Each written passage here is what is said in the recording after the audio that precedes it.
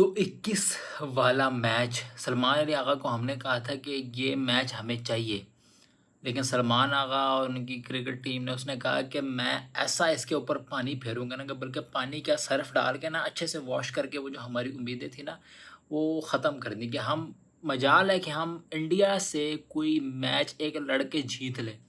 बल्कि जीतना दूर की बात चले, हम थोड़ी-सी लड़ाई कर लें। जो पिच जिसके ऊपर तकरीबन 200 रन्स हमारे होने वाले थे, उसके ऊपर ऐसा गुड़-गोबर किया है ना पाकिस्तानी क्रिकेट टीम ने, जो 20-25 रन शॉर्ट हुए, जो आखिर पे जाके हमें महसूस हुआ था कि अगर यहाँ पे 20-25 रन्स और होते तो ऐसी फाइट होनी थी ना, तो इंडिया ये मैच हार भी जा सकता था यहाँ पे। लेकिन वो वही मिडल ओवर में हमने जो गंद किया, अब उस गंद को मतलब डिफ़ाइन नहीं बंदा कर सकता कि यार ये गंद करने की ज़रूरत क्या थी। अच्छा खासा मोमेंटम था, अच्छा खासा फ़खर ज़मान भी खेल रहा था, वो जो उसका आउट था वो भी कंट्रोवर्शियल था। मतलब यार इस अंपायर के तो आँखों में बंदा एल्फ़ी डाल दे। उसकी आँखें मुकम्मल तौर पे हमेशा के लिए बंद कर देनी चाहिए कि यार मतलब किस किस्म का तू अंधा है, तुझे नहीं नज़र आ रहा? थर्ड अंपायर बैठा हुआ टीवी के ऊपर, उसको अच्छा खासा बाउंस था वो। मैंने पहली व्यू में देख लिया था, मैंने कहा ये बाउंस हो रहा है घास के ऊपर। लेकिन वो अंपायर ऐसा अंधा था ना, उसने कहा था कि आईपीएल से जो पैसे आने हैं ना, वो यहीं पे हलाल करने हैं मैंने। उसके बाद साहिबजादा फरहान, मैं क्या बात करूँ यार, एक बंदे के अगर 4 कैचेज़ छूटे हैं और वो आपकी 50 भी कर जाए, तो यार मतलब बंदा आगे उसको लेके जाता है ना, इनिंग्स को बिल्ड करता है। कल आपने देखा था ना, जो बांग्लादेश और श्रीलंका के मैच में उनका जो ओपनर थे, वो किस किस्म की जो है ना वो बैटिंग कर रहे थे, वो मैच को आखिर तक लेके जाते हैं।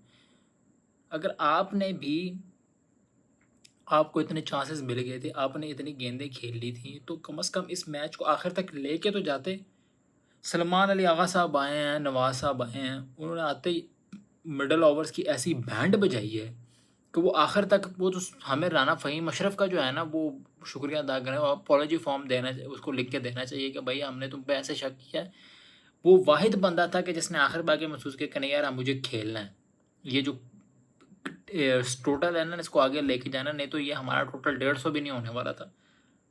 इस किस्म का गंदा खेल हमने जो है ना वो मिडल ओवर में पेश किया। स्टिल बॉलिंग पे आ जाए यार, अभिषेक शर्मा, यार लड़ाई हमारी ना एक साइड पे होती है इंडिया और पाकिस्तान, लेकिन जिस तरीके से उस बंदे ने तसल्ली से पिटाई की है ना हमारी, मैं कहता हूँ क्या बात है यार। उस बंदे की आपको ट्रेनिंग आपको पता नहीं युवराज सिंह ने की हुई है, और जिस बंदे की ट्रेनिंग युवराज सिंह कर दे, तो आप सोचो वो कैसी खाल उतारेगा बाकी टीमों की। तो उसने वही किया है। उसने आके शहनशाह अफरीदी को पहली बॉल पे उसने आते ही निकल के छक्का मारा। उसने कहा ये ले। उसके बाद गली भी निकाली उसने। मतलब वो जो एक होता था ना कि हम चुम्मा चाटी कर रहे होते थे पहले जब बाबर आजम की कैप्टनसी में इंडियन टीम के साथ, वो नज़र नहीं आई। जो थोड़ा सा वो जो नज़र आया ना फाइटिंग, वो मज़ा आया इस खेल में। मुझे मज़ा आया कि यार वाकई चलो कोई लड़ने वाला तो है ना, कोई गालम गलोच हुई है कि दूसरे को ऊपर मुंह के ऊपर आए हैं, कोई मैं देखो थप्पड़ थप्पड़ पे एक आता कोई मार देता तो और ये मज़ा आ जाना था इस चीज़ का। लेकिन वो बस पाकिस्तानी क्रिकेट टीम ऐसा गंद करती है ना, ऐसा गुड़ गोबर करती है हर जगह के ऊपर कि बंदा सर पकड़ के बैठ जाता है कि यार इन लोगों से हम उम्मीदें लगाते हैं बैठ के। लेकिन अभी भी उम्मीदें ख़त्म नहीं हुई। अभी भी बांग्लादेश और श्रीलंका के साथ हमारा मैच रहता है। परसों बुध वाले दिन हमारा दोबारा श्रीलंका के साथ मैच है। अब देखो उनके लिए भी इम्पोर्टेंट मैच है क्योंकि वो पहला मैच हार चुके हैं, हमारे लिए भी इम्पोर्टेंट है क्योंकि हम पहला मैच हार चुके हैं। तो अच्छे मार्जिन से जीतना बनता है ताकि हमारा रन रेट अच्छा हो और हम दूसरी टीम फिनिश कर सके। और फाइनल में मुझे वो तो पक्की उम्मीद है कि इंडिया फाइनल में जा रही है, वो शायद फाइनल जीत भी रही है।